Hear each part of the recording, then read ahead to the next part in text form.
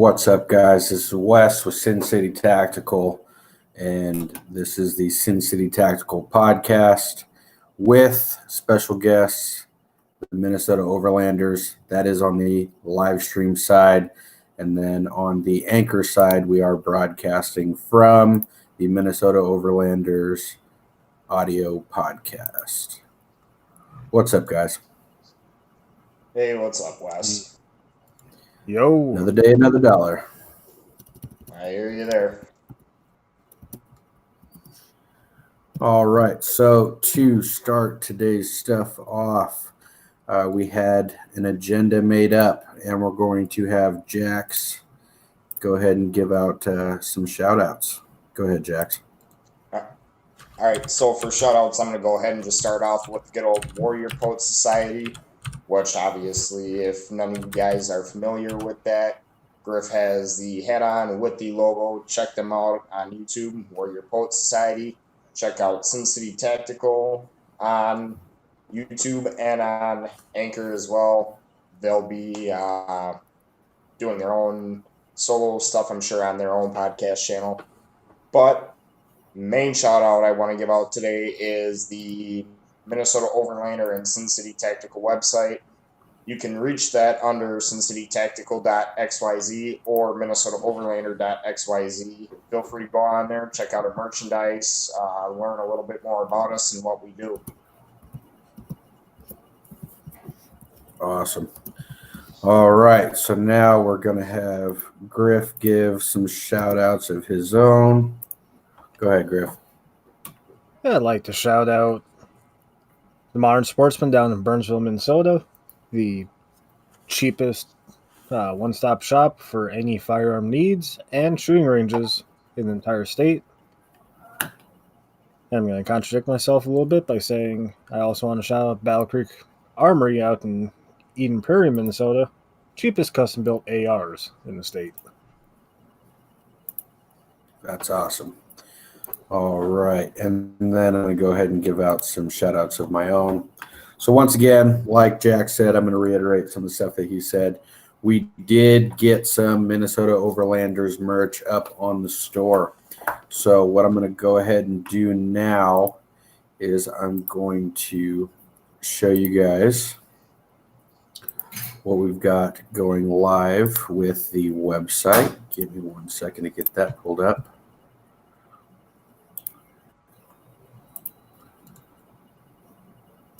Or not. That might not happen. Let's see. Computer's acting stupid. Fantastic.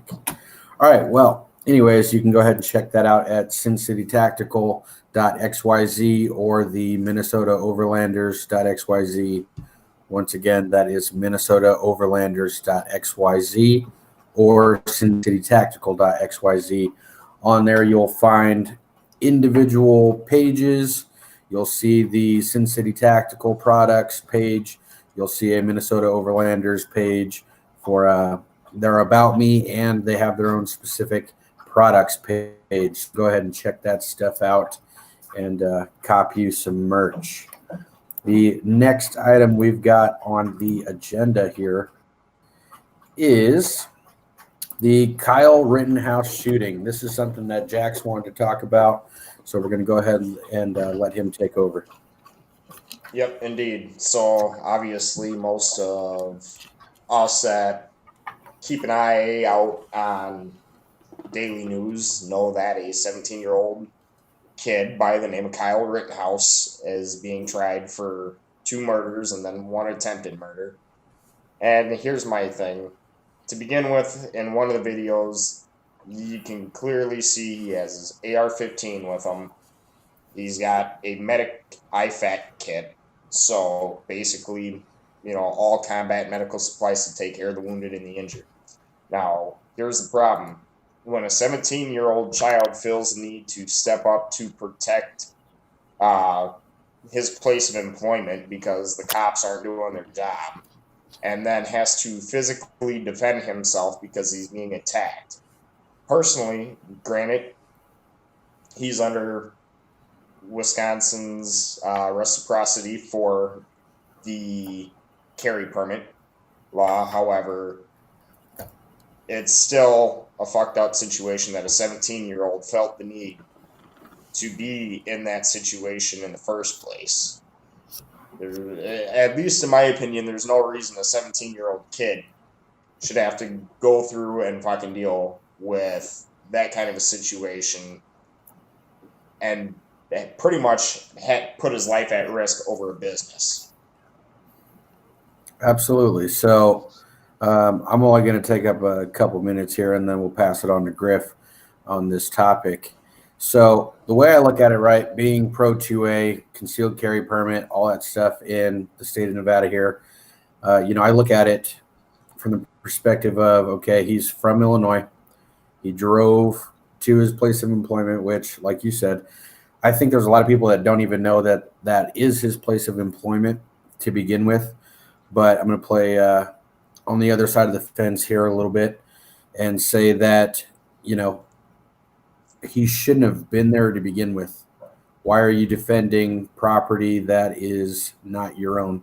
I understand that, you were thinking you were doing the right thing. I get that. But ultimately, you have to make better choices for yourself. And that's something that we learn in CCW classes is you have to make better choices than everyone else around you.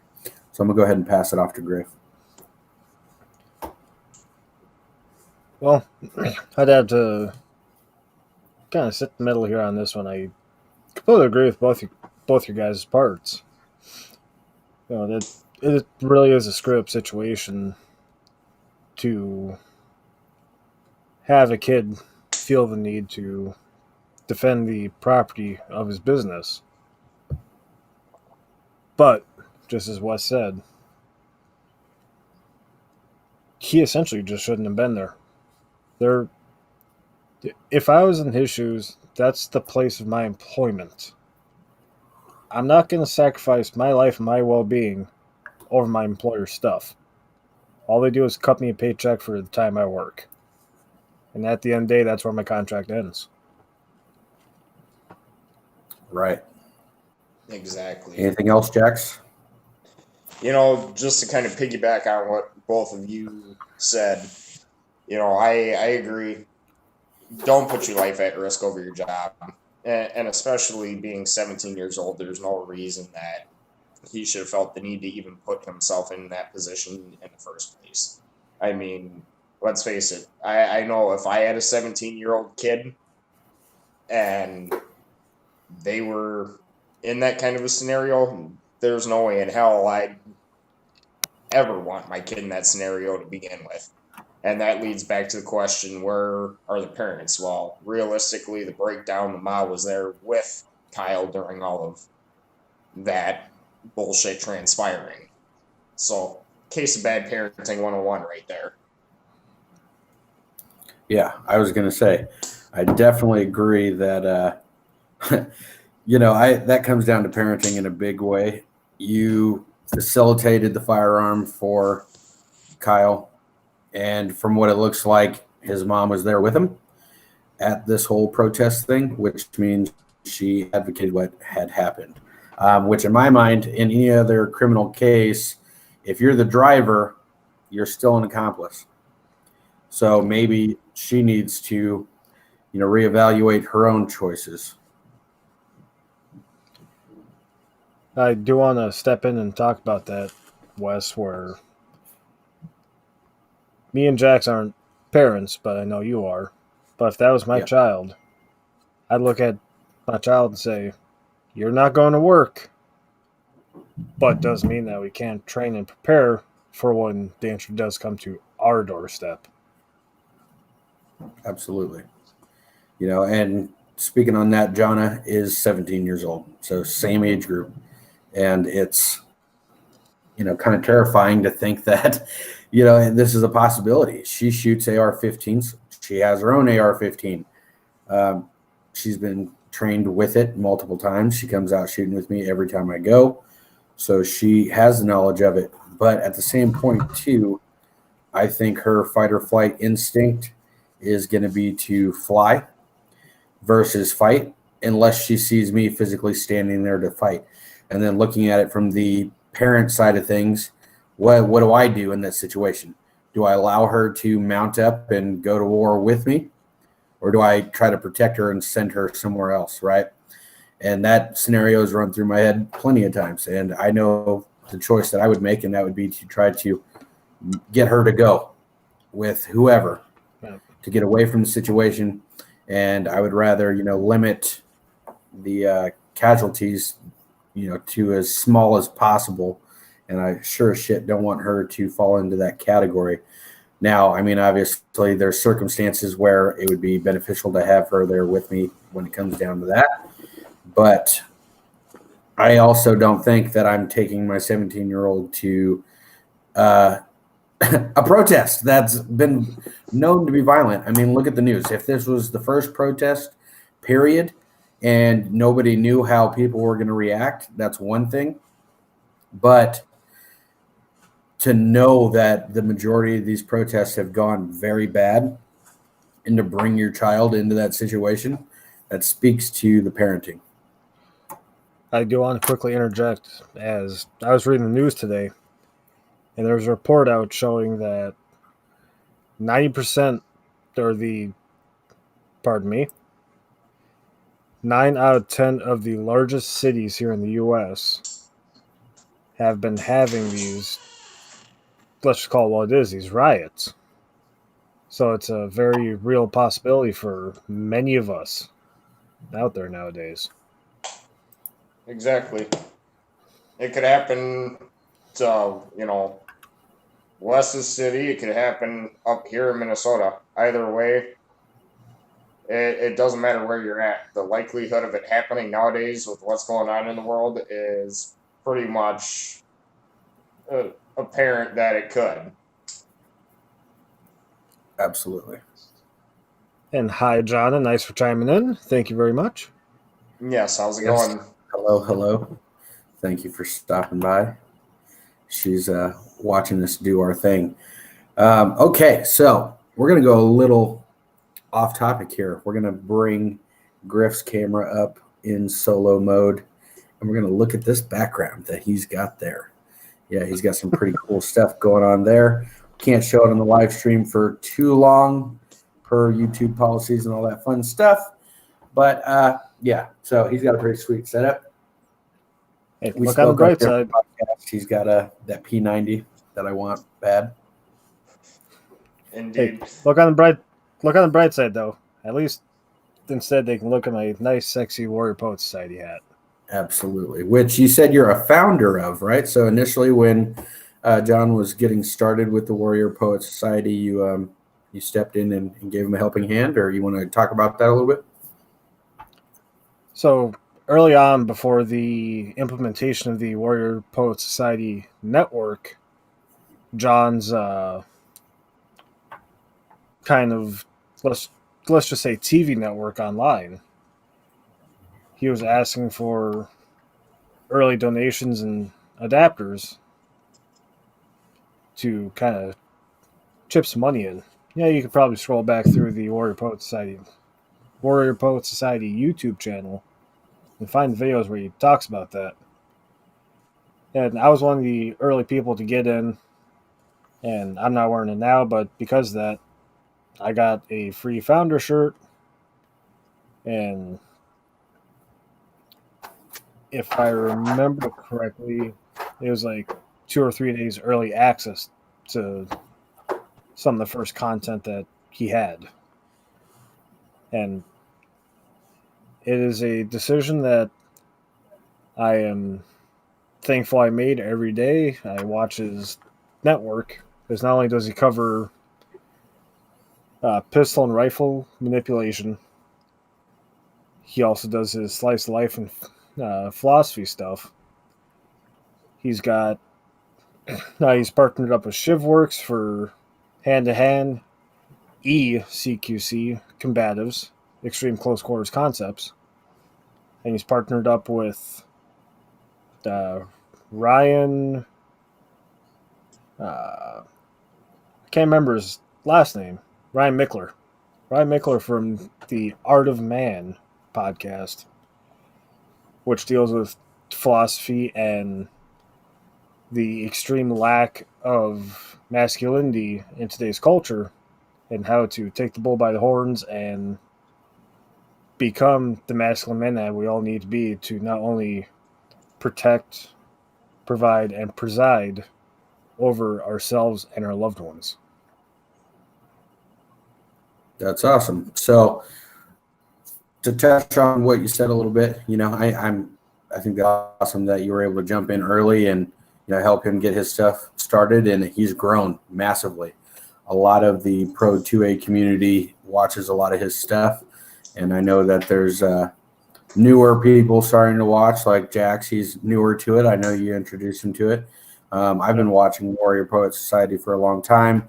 I also like Vigilance Elite with Sean Ryan, former Navy SEAL and CIA agent, and he's got a pretty badass podcast going too, and he's got some like documentaries, like live stream documentaries going on where he's bringing in other people to see everything that's going on, which is awesome.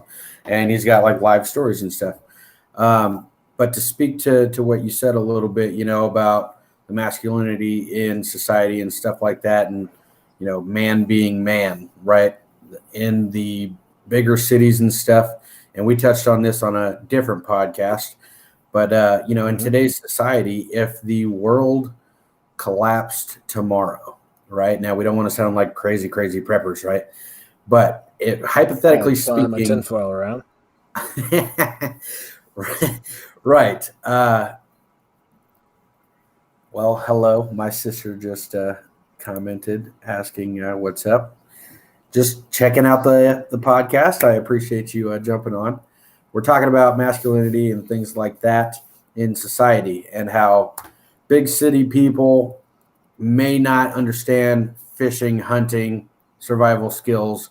And if the supermarkets shut down, almost like they did with the COVID-19 stuff going on, can people hunt, fish, and provide for themselves?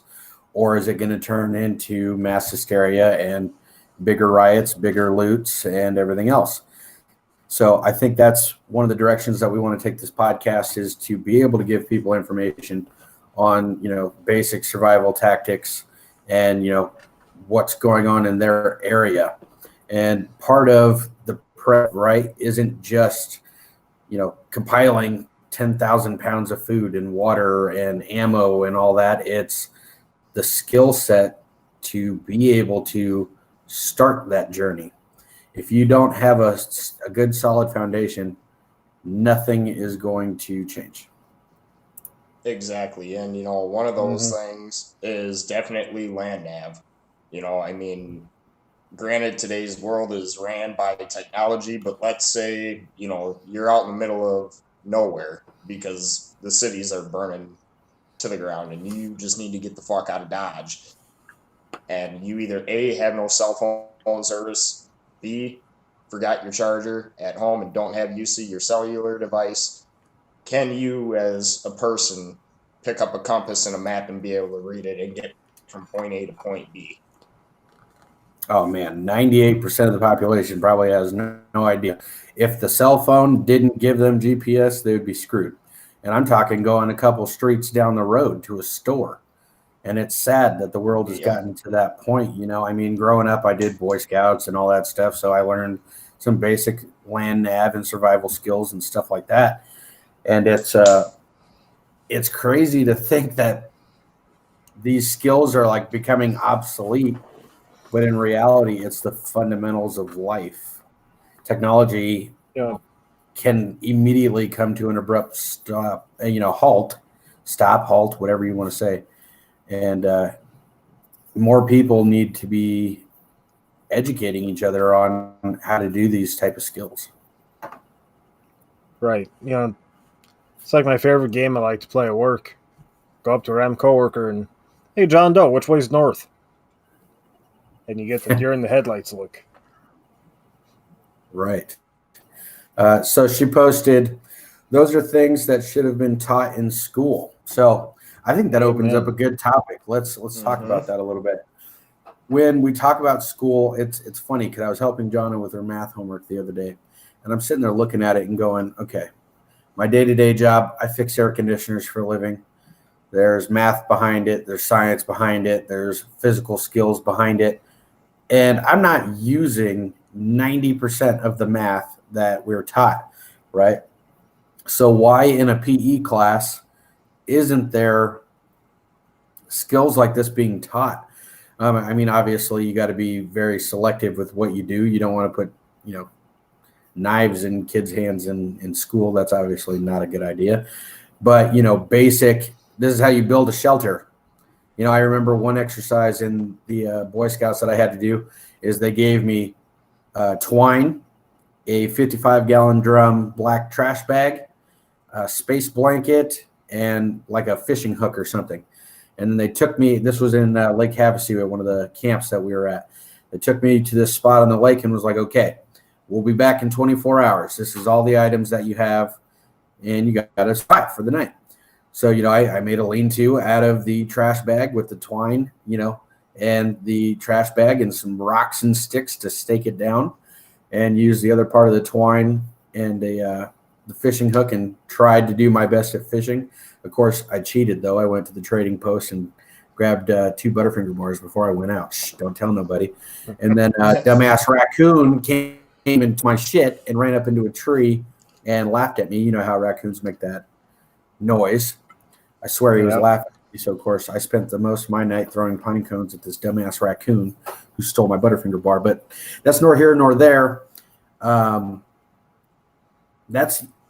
very thankful for those skills, right? I know how to start a fire and redundancy, whether it be a match or a bow fire or flint and steel or smacking 2 rocks together as hard as I can to create a spark. And, those skills just aren't being taught. So what do you think, Jax? Yeah, I agree with that. It's not even just those skills too, I mean, it's basic things. It's like the old saying goes, if you teach a man to fish, he'll be able to eat for the rest of his life. But if you go and you do the fishing for the man, he'll only eat for a day. So realistically, the breakdown is not only have I been noticing a lot of the important classes being taken out of the school system nowadays, like home ec and things of that nature, but they've done away with everything that actually is useful in life. I mean, let's face it, how many times in not only your career on your day job side, but Griff on yours too, are you using trigonometry and algebra 2 to fix something? I mean, I use geometry almost every day, but I do machine work. Right. Me personally, never, right? It's basic addition, subtraction, division, stuff like that. And I guess the worst of it is calculating, pressures inside of the system or checking amps or something like that. And most of these items now, there's a tool that does it for you, right? So I think that's a big thing that, is that math necessary, or does the school system need to adapt to what's going on in the world, right?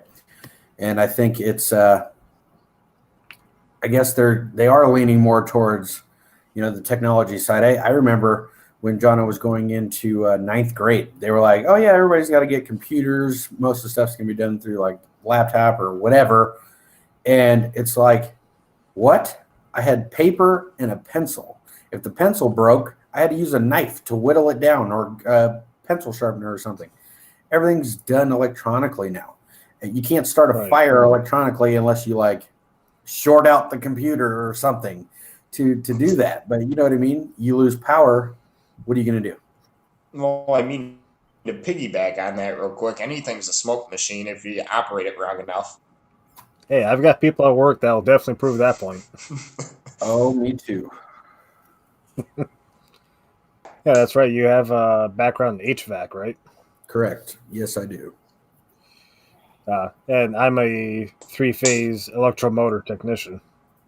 Oh, Jesus. Yeah. So Three-phase, that's fun. We have three-phase compressors and stuff like that, and then single-stage, two-stage equipment, variable speed inverter systems, and now you want to talk about science and math. Get into an inverter system There where you you're running go. DC instead of AC, and now you're looking for bias across wires and crap for communicating and all that fun stuff. And that's where that kind of math comes into play.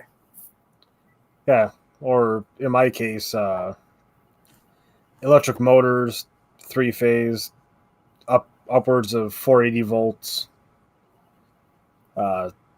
several dozen horsepower, variable frequency drives, sine waves, all that sort of crazy stuff.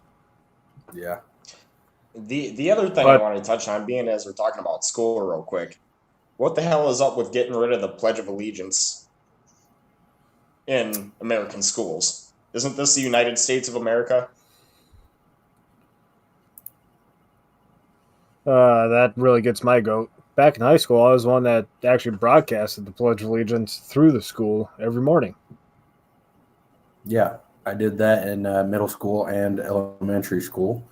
Well, at least my sixth grade year. So first year of middle school, they still did it. Here's the thing, right? So religion's definitely not something that we want to touch on this podcast, but because that's going to spark a lot of different things. And politics, we got to tread lightly, or like your flag back there, don't tread on me. It's one of those where I think it should be subjective, right? This is America. It's supposed to be land of the free. If there's people that want to do that, by all means, I will give you the respect. You do that. But if I decide that I want to stand and not say a prayer with you or not say the Pledge of Allegiance, which me personally, I would say the Pledge of Allegiance, but say I didn't want to, I shouldn't be prosecuted for not wanting to, right? If I'm giving you the respect to do it, show me the respect of my own choice, right? I think that's the biggest thing, and that's where I think America is losing itself, especially with today's society, right? Like Joe Biden, my favorite candidate. If you don't vote for me, you're not black. That's a fantastic political statement, right? Like you want to talk about racism. What the hell is that? No, my favorite one is just remember, poor kids are just as bright and smart as white kids. Yeah. Yeah, well, they were upset about Make America Great Again, but if you don't vote for Biden, you're not black. Well, I mean, let's face it, you think that's going to cause, or that what Trump did cause a civilized uproar. Well, God, I don't even want to imagine what it would be like if Biden got elected.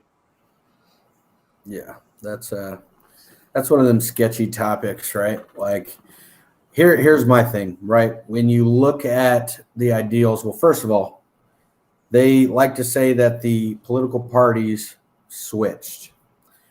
So most people think that Abraham Lincoln is the most revered and best president that we've ever had, right? Because he helped with abolishing slavery and all that stuff.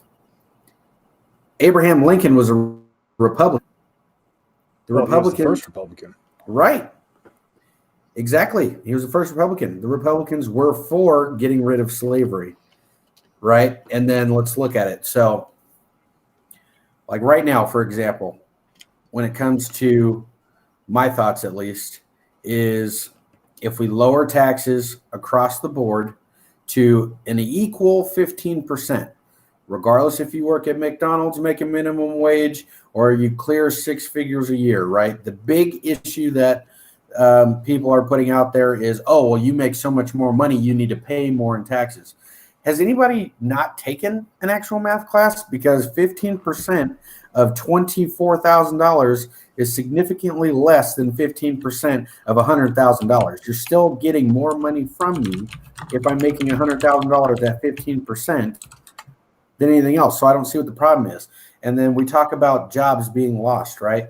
Well, it's cheaper to get things manufactured overseas. So what is the solution, right?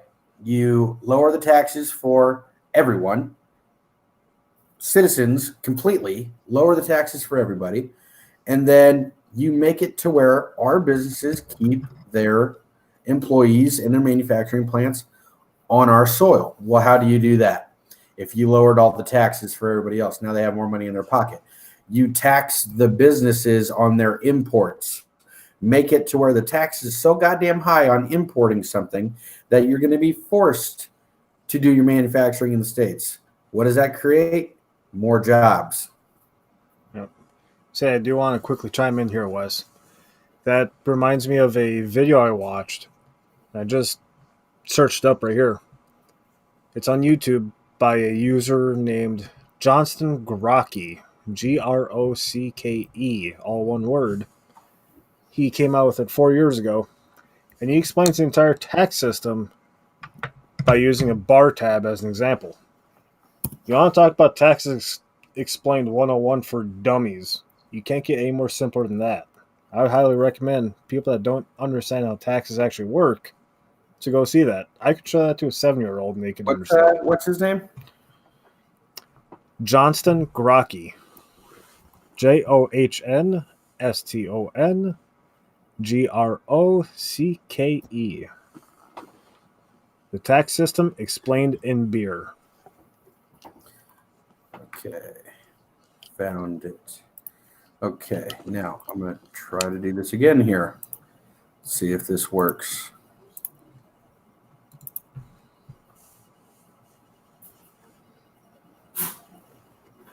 It's a 4-minute video. I think we can let it play out.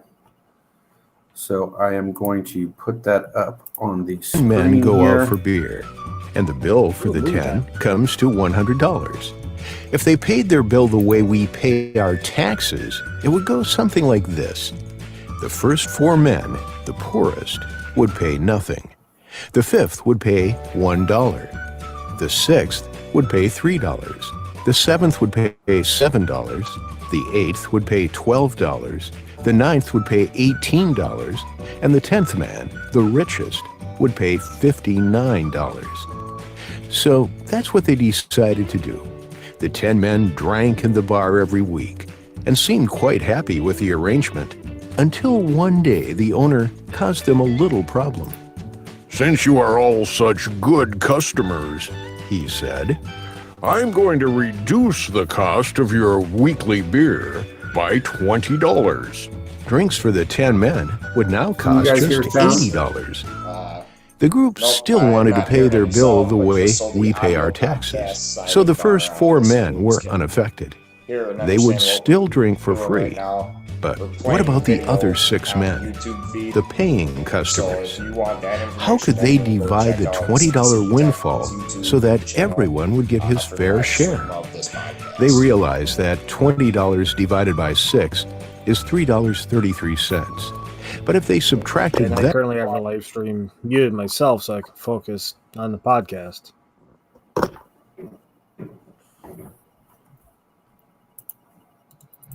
from everybody's share, then not only would the first 4 men still be drinking for free, but the 5th and 6th man would each end up being paid to drink his beer. So the bar owner suggested that it would be fairer to reduce each man's bill by a higher percentage. They decided to follow the principle of the tax system that they had been using, and he proceeded to work out the amounts he suggested that each should now pay. And so, the 5th man, like the first 4, now paid nothing, a 100% saving. The 6th man now paid $2 instead of $3, a 33% saving. The 7th man now paid $5 instead of $7, a 28% saving. The 8th man now paid $9 instead of $12, a 25% saving. The 9th man now paid $14 instead of $18, a 22% saving. And the 10th man now paid $49 instead of $59, a 16% saving. Each of the last 6 was better off than before, with the first 4 continuing to drink for free. But once outside the bar, the men began to compare their savings. I only got $1 out of the $20 saving, declared the sixth man. He pointed to the 10th man, but he got $10. Yes, that's right, exclaimed the fifth man. Well, all right. If anybody else wants we're to back. finish that video, Johnston, go ahead and say that last name. I want to say it's Grokke, Groke. Rocky. Makes sense. So go ahead and check that video out. It's 4 minutes and 37 seconds long.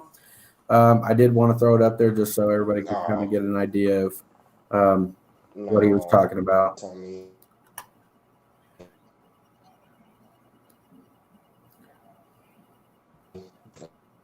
So I think Jax is having some technical difficulties on his end.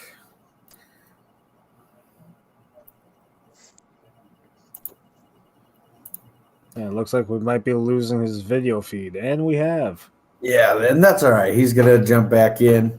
We still have him on the audio side. As soon as he comes back in on the video side, we'll get him back up and running. So Griff had a topic that we had discussed off air that he wanted to dive into, and I believe it had something to do with 3D printing. You want to go ahead and start that off? Yes, and I know I will definitely be opening up a huge can of worms by talking about 3D printing of firearms and firearm accessories. And now I sound like Hank Hill. But there's been huge debates in not only the public, but the House, the Senate, in every levels of law about the legality of sharing firearm files and 3D printing said files. If you look in our laws, Jax is working on getting back with us. But if you look at our laws, us as American citizens, we're allowed to manufacture our own firearms as long as we don't sell them, transfer them, gift them, or anything like that. As long as they remain in our possession, they're ours, perfectly legal. But the issue is when people are sharing these files online. In my opinion, that should be perfectly legal, because that is the sharing of information. It's no different than the firearm blueprints I have sitting on my shelf. But the one thing I will definitely advocate to anyone that does own a 3D printer and does enjoy the shooting sports community is look into printing your own accessories. Like I compete with a CZ Scorpion on a regular basis. And as any CZ Scorpion owner knows, that ambidextrous safety can really ram itself right into your knuckle. So I hopped online, did some Googling, and found a file for a 3D printed safety styled after an AK that would prevent that from happening. So I downloaded it, sliced it up, and within a matter of half an hour, I had a brand new safety sitting on my gun. I could have went out to a company like Yeti Works or HB Tactical and bought one for $40. Whereas I spent, can't really even say I spent half an hour of my time. I just pressed go and did other things. But I spent like 3 cents worth of plastic material to make my own part. And ever since I found out I could do that, I've been designing Picatinny rail mounts for my flashlights, cute little furniture kits just to insult my friends. But yeah, I really should not go into further detail on that because that really is not PG. But I had recently come across mention of a certain component, which is a 3D printable Swift link. For those that don't know, a Swift link is a drop-in auto-sear for your AR. And As such, it is a unregistered machine gun, as you're not, I believe the term is an SOT certified manufacturer, and it did not exist pre the 1985 ban on machine guns.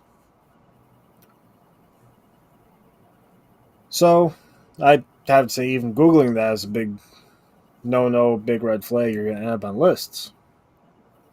But wholeheartedly, in my opinion, if you have the capabilities and you have no intent to sell or distribute said components, receivers, or anything of the like, what you do in your own home, you should be able to do in your own home.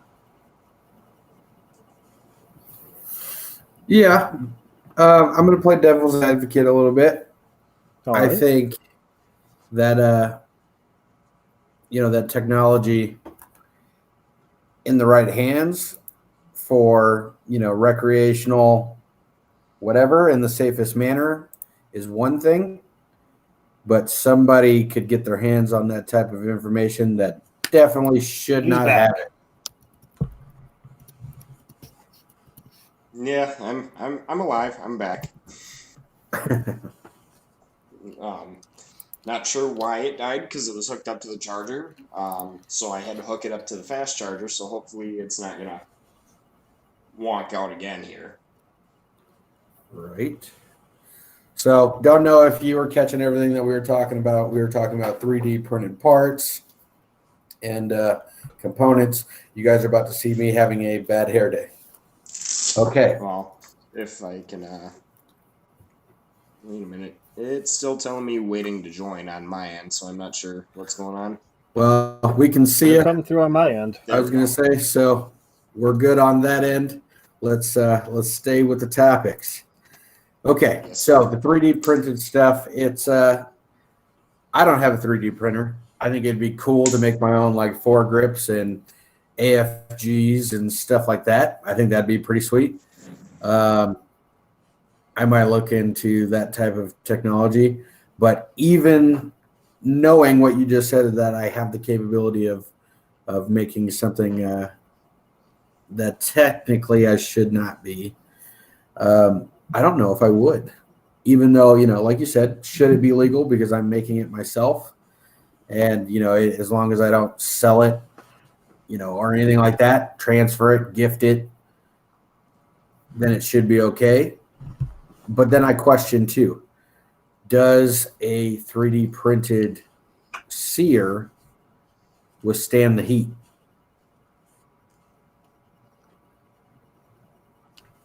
Well, that's where we get into the issue of material composition. Like I myself, I print in polylactic acid, which is a very water soluble, weak material, but I also print in carbon fiber impregnated nylon, which is a very strong material. But they even have printers nowadays that print in resin, in metal, in various other components. And my train of thought seemed to have stalled at the station. I can't recall where I was going with that. Okay, so I have a question. Right? Yes. If these prints are on the interweb for this auto sear, which I don't recommend anybody going and looking at, that's some FBI kick down your door type shit. So I don't recommend doing that. But for the sake of the discussion, if that print is on there, is that like a writable file, or is there like picture dictation based off of it where, say, I don't have a 3D printer, but I go, oh shit, I could stamp that, or I could cold forge it, or whatever the case may be. You know what I mean? To my knowledge, it operates much like something like Thingiverse, which is a very popular file sharing site for 3D printer aficionados, where you go, ooh, I like that file, I want to print that.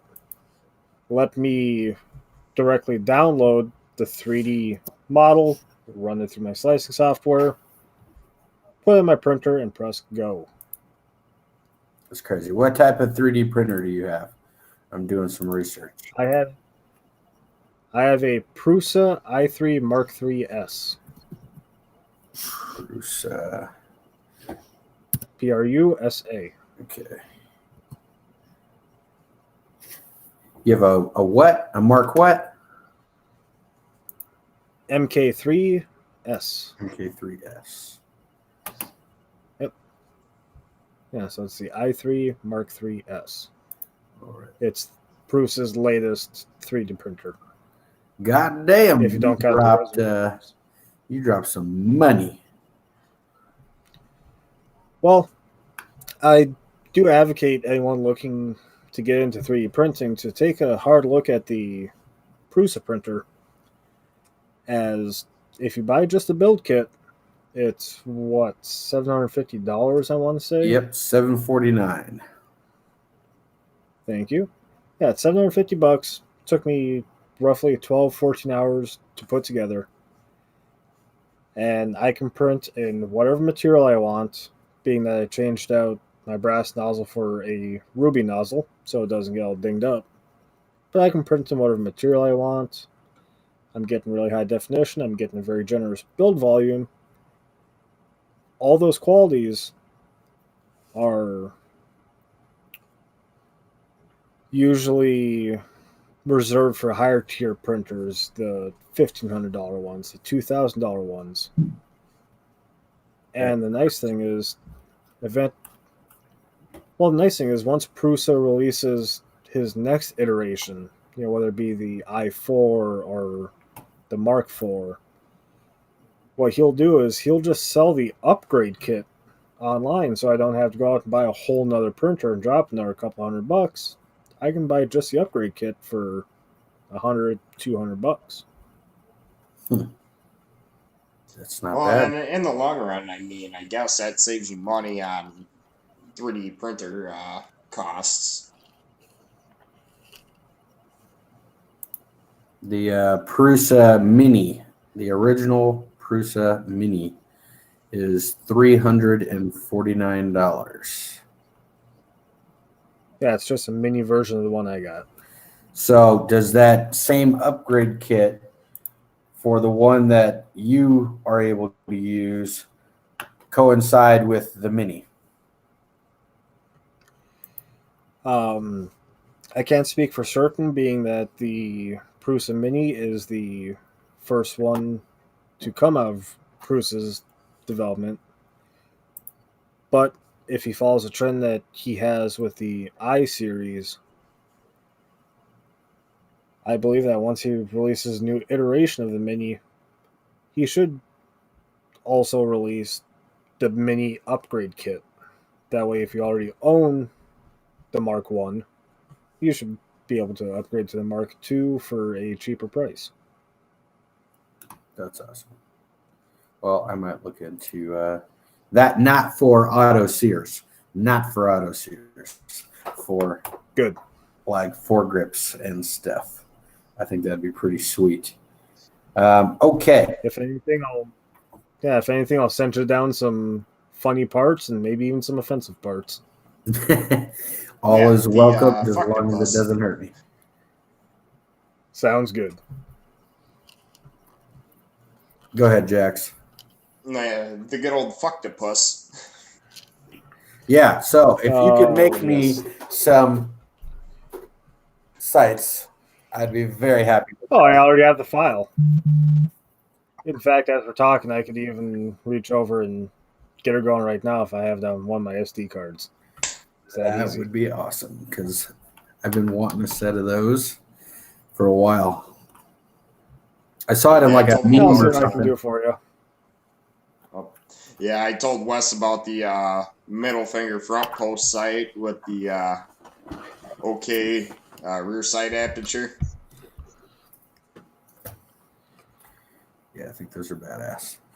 Okay, so the next topic that we had up for discussion, and I think we're going to touch into that 3D printing stuff some more in some other podcasts. Now, we're going to move on to anti-gun and gun violence in America, right? So statistically speaking, when we look at gun violence in America, right, it's not as big as people are portraying it to be. The reason why, in my opinion, that it's getting the exposure that it is because when it happens, it's usually extremely horrific, and it's easy to make a big situation out of it. Not saying that it's not a big situation, but media-wise, if somebody, accidentally cuts their wrist with a spoon, you're probably not going to hear about that on the news. But you see somebody get shot, they want to put that on the news. Jax, you got any thoughts on that? Yeah, that's the whole thing. The gun violence portion of it, they really only put it out there when somebody gets shot. 9 times out of 10, especially lately, it's usually involving cops having to discharge their firearm and shoot somebody. And, we as pro 2A law-abiding citizens get the flack from the poorly portrayed description of what the media paints us out to be as gun owners. And so it goes back to the old saying that they threw at us a lot in the service. You're more than likely to be shot at when you walk outside your front door in the middle of a bad neighborhood than you are out on a battlefield. And quite frankly, I feel like that applies to any scenario. If you live out in the suburbs, chances are, you might be a little safer. But now, if you're in the hood, the projects, the rate of gun violence is obviously a lot higher due to gang activity, which also involves, most of the scenarios where the cops are having to use their weapons as well. Absolutely. So speaking on that with the gun violence involving cops, right? What was that guy's name that got shot in Kenosha? I'm blanking at the moment. Oh, God, yeah, so am I. I never bothered to learn his name. Yeah, I didn't really look too much into it. Let's see. I'm going to Google it real quick. The first one, not Kyle, the other one. Let's see. Jacob Blake, that was his name. Oh, there we go, yep. So I didn't do very much research into it because to me it was at the point to where it was too upsetting to keep seeing these things on the news all the time that I just, I had to back up. I didn't want to look at it. I didn't want to deal with it. I didn't want to be blind to it, but I saw it. I didn't want to look too much into it. But what I did hear from the situation is A, he had a knife, was threatening the cops. B, and I know he had his kids in the car where, from what I had heard, he had said that he had a gun in the car and that he was going to go get it. And then, supposedly he went to go get it. And that's when the cops shot him. And I'm not laughing because he went back to the car to go get it. But, I mean, it's pretty stupid if you are sitting there saying that shit in front of a cop. I mean, if I was a cop, I would probably react the same way. You just verbally told me you had a firearm that you are now going to get. For what other reason would you be going to get that firearm than to cause harm to me? And if you watch the video, he does not pull the trigger until dude is like almost in the car. So at that point, You're resisting arrest. You've been told to stop.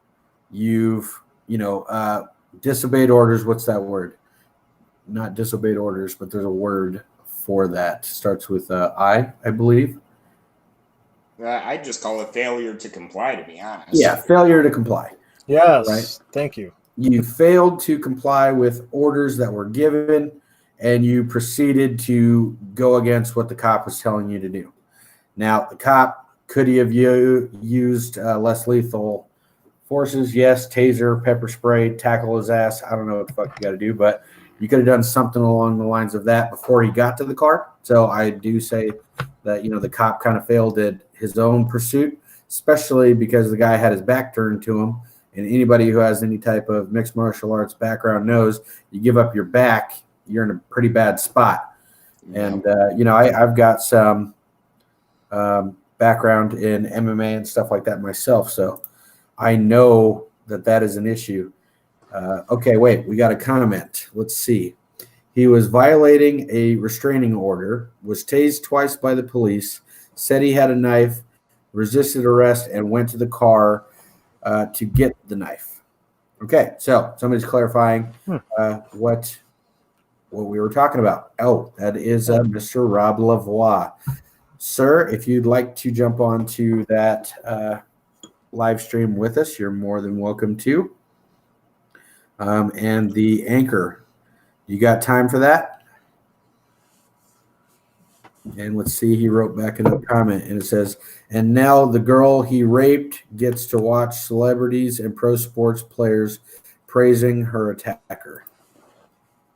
Whoa, that's pretty bold statement there. Damn. Well, I mean, That's a little heavy. it's kind of fucking true, though. You know what I mean? Like, yeah, he's not wrong in that aspect. I mean, that's kind of the fucked up part about today's society. On a lighter note, Wes, your files are on my SD card. I think I'll print them out tonight for you. I appreciate that, sir. And just to clarify, it's just a iron sight set. Nothing illicit. No, that's fine. Yes. That's fantastic. I appreciate that. I like those iron sights. He says he does not. Sorry. He is on a stream right now. Well, thank you for stopping by and throwing some comments out in there. We appreciate you, sir. And thanks, Rob. Once I get those iron sights in, Rob, I think actually Rob is the one that showed me the meme of the middle finger and the OK symbol iron sights. If you didn't catch that, Griff is going to make me some of those with his 3D printer. So when those come in, I'll try and find some hardware. That way you can just bolt them right on, so you don't have to hunt around for any yourself. I appreciate that. That is awesome. Thank you. Okay. So, well, back onto the Jacob Blake. I think there's some stuff going on that I know I definitely don't agree with. So I was on Facebook and I was scrolling and I saw this thing from LeBron James where he had stated that he doesn't want nothing to do with white people and some other shit. He said some shit along the lines of that. And I'm looking at him like, are you fucking kidding me right now? Like, your whole career, you've had all races supporting you, and now you're saying basically fuck off a group of people who have supported you, and that you want nothing to do with them and everything else. Like, shit, I want to find that video now because that makes me mad. Let's see. Well, I know exactly what you're talking about, Wes, because here's the funny part. I had already previously seen another YouTuber out there. I'd have to go back and look at the channel name to quote it. I may do that later on. However, he was talking about the whole LeBron James thing and talking about how he wants nothing to do with white people. And here's the funny part about all of that. Yeah, I hope LeBron realizes what he just did is not only cause himself in the long run to possibly lose revenue in all of his merchandise and product, but right along with possible loss of sponsorships. Yeah, right? I quickly Googled it up myself, and sure enough, the owner of the team is white. The person that cuts your checks is white. Yeah, I love pissing people off, but I'm not going to piss off the person that pays me. Right. Yeah. So I'm actually going to play that clip real quick. It's only 1 minute and 30 seconds long. All right. So audio side, we're going to be playing the LBJ clip real quick. So just bear with us in case you don't catch that audio on this side of it. LBJ. LeBron That James. just sounds like a real. To me, that just sounds like a risque French activity. Yeah.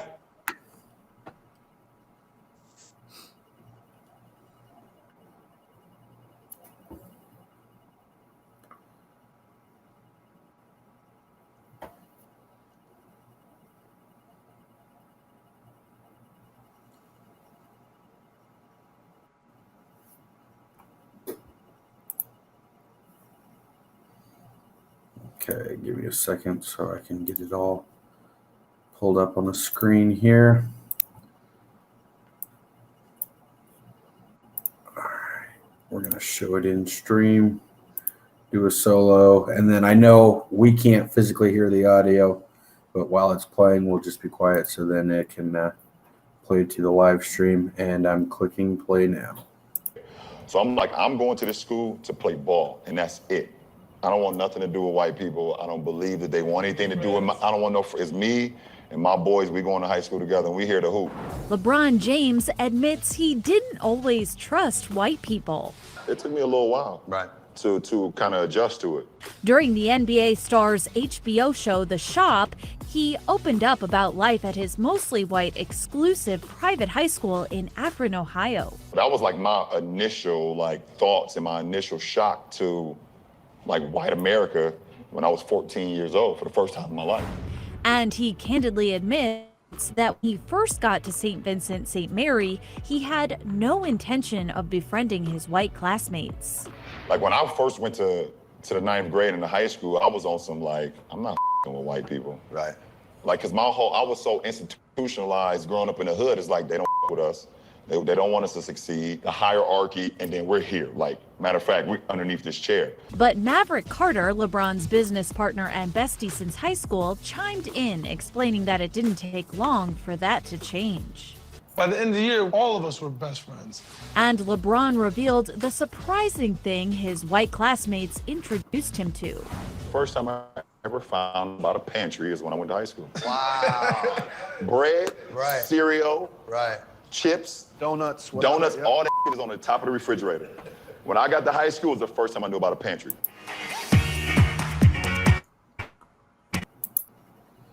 Say, Wes, could you say the video name and channel for the people on the podcast if they want to look it up? Yeah, absolutely. So first off, I'd like to state for the podcast that any of the video clips that have been played during this live stream, we do not own copyrights to. We're not trying to monetize the video to collect profits from those videos. That is strictly for educational purposes and media only. So on YouTube, if you type in LeBron James says he doesn't like white people, it pops up. It was the very first one that did pop up. And it's about 1 minute and 39 seconds long, and it was featured from ET, the TV network. So that is how I found that video. It was just a quick search on there. Did we just lose Randy again?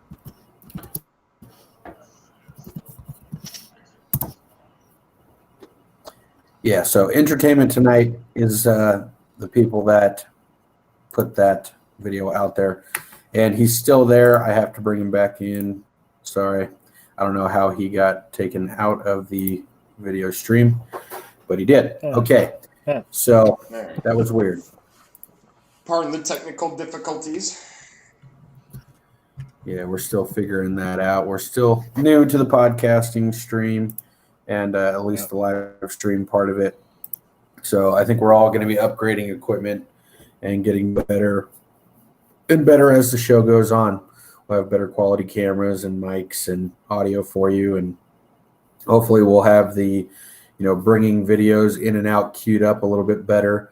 We're just trying to provide the best content that we can, and this is what we've got to work with at the moment. So we do appreciate everybody that is, reaching out, watching the videos. I know when I checked the stats for the last live stream, we had 82 people viewing around 30 minutes into it. So that was pretty awesome. I wish we'd have some more people interact. That live chat that's on there, whether it be Facebook Live and or YouTube Live, or for the Anchor Podcast people, we typically do the live stream videos on Saturdays. This one, we kind of had to work around our schedules, and we had some technical difficulties yesterday. But just for future, the Anchor Podcast community, if you would like to be involved with the live stream stuff, go ahead and jump on Saturdays when we're actually doing the live stream. You can find it through the Sin City Tactical Facebook page or the Sin City Tactical YouTube. Or Jax can give you a link through his email. That's Deadman Inc., capital, the whole word, airsoft, at outlook.com. So DEADMANINC, all capitals, airsoft, at outlook.com. And he can give you some links and some info on how to get to our live stream. Yeah, definitely.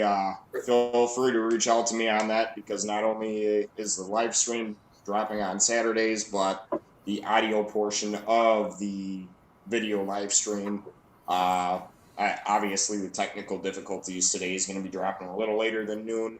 However, I'm shooting for noon every Sunday for the audio podcast to come out.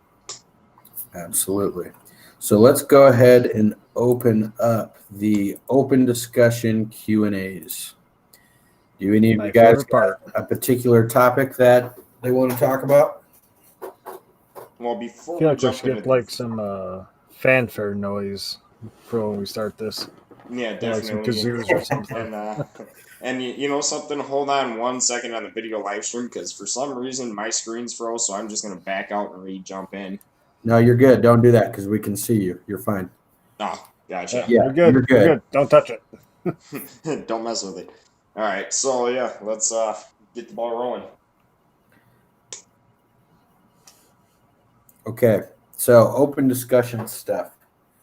Let's see. So modern day technology when it comes to firearms, right? You look at how firearms evolved. It started out, basically a slingshot, then a catapult, and then it moved to, your muskets and all that fun shit, right? Where you're packing powder and cannonballs, little mini cannonballs, right? And then now we're at a time now where you can print parts. Like, damn, the shit has evolved quickly. And people think that the AR stands for assault rifle. Obviously, anybody in the gun community knows it's Armalite rifle. Shitty abbreviation for what it is, but that's what it is. And the actual platform has been around for decades. It's not like it's a new gun that just popped onto the scene. This has been around for an extremely long time. And I think it looks like Griff has some information. He's itching to get out there about that. All I have to say is God bless my patron saint, Eugene Stoner. Absolutely. Yeah, you guys have a point there to that, especially U.S. AR platforms been out for decades. Obviously anybody in the gun community, even if they're a new shooter with somewhat of a working brain, knows that the AR does not stand for assault rifle. So the media out there basically painting it being an assault rifle because it has a 30-round magazine and in their eyes shoots about 1,000 rounds per minute.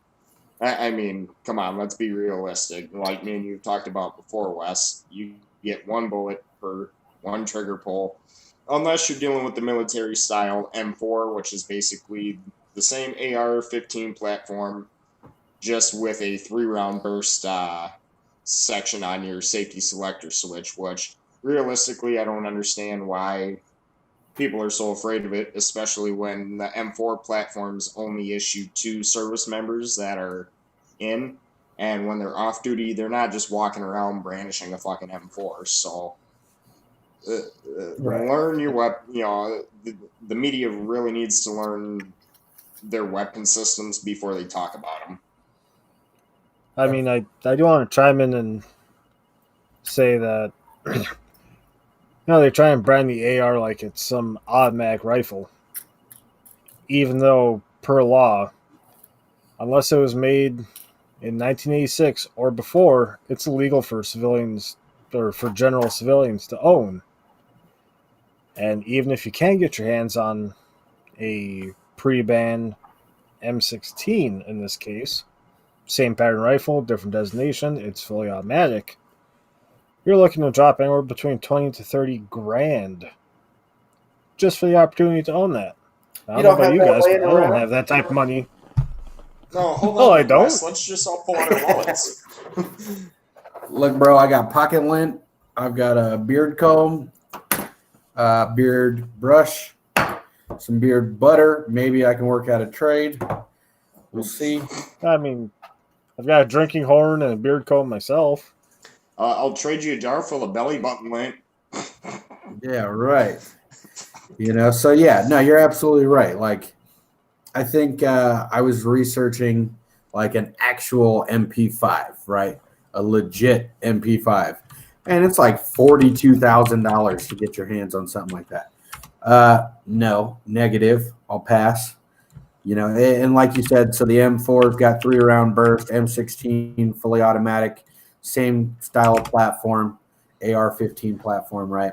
Or like one of the politicians that we've seen on TV quite often, we're going to take your AR-14s away. Well, you can have every AR-14 you fucking want, because I ain't got one. Yeah, ghost gun.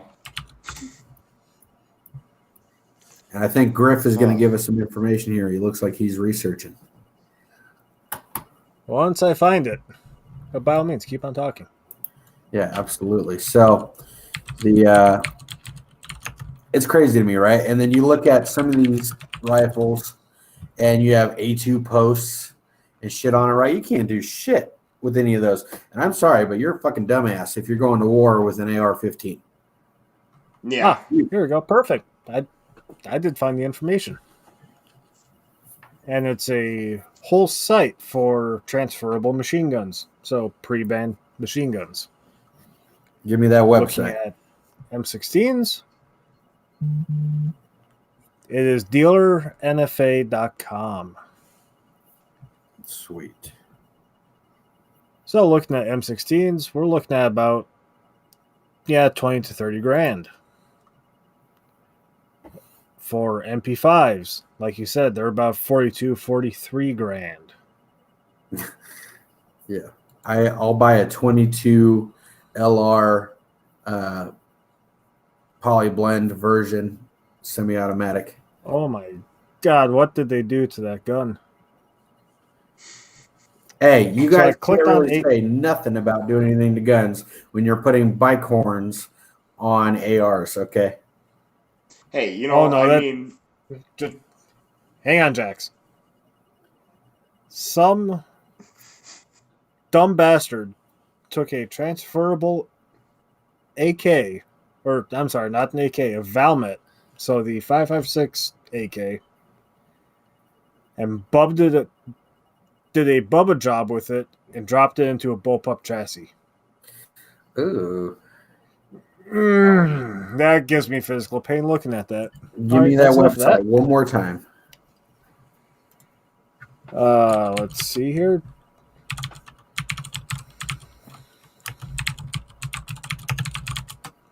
That was dealernfa.com. Dealernfa.com. I got to see this for myself now. And then on the top banner, click AK Valmet Galil. You'll see it is the 4th listing. Oh, that thing is ugly. What did they do to my boy? It's like an AUG frame with an AK front end A2 post. Ugh. Yeah. Yeah. It's got a face that only its backwoods incest mother could love. Hey, Maybe. look now. I want a water-cooled DLO, a 1919 A1. It's $21,000. Sure, just pull out your checkbook. No, I'm going to have Griff print that shit for me. Hey, only if I can find a way to print up a Mark 19 belt-fed grenade launcher. Let's do that. Or like one of those, what was that called? It's like a 37 millimeter grenade launcher. Oh, the shoulder, doof, doof, doof. It holds like 8 rounds. AT4. I want to say the XM25. Let me quickly check here. I know exactly which one you're talking about. Because there's a couple Yes, the different XM25. shoulder-held ones. It's a 37 millimeter though, right? Wrong. It was a 25. Ah, whatever. 37 millimeter grenade launcher. But yes, the XM25, which was developed by Heckler and Koch out in Germany, it was not only meant to be deployed as a easier to use grenade launching platform for service members, but also capable of air bursting grenades above the enemy. Nice. So here's some information. What I was thinking of is not the 8-round shouldered grenade launcher, but the M203 37 millimeter grenade launcher, and it says, "Are 37 millimeter grenade launchers legal?" United States legality. In the United States, 37 millimeter launchers are exempt from the National Firearms Act of 1934 so long as no anti-personnel rounds are in the user's possession. I am getting one. Real shit. If I know a place, give me one moment. I'll get a price for you.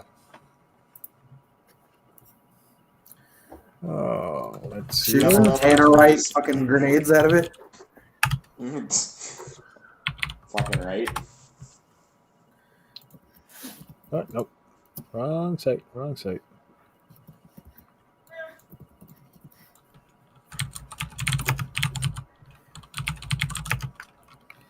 shit! Fuck, I want a mortar stand. See, you can get one of those. Question Hey, Wes. Yes. $330. You said $330? Yes. But the thing is, well, the problem is that is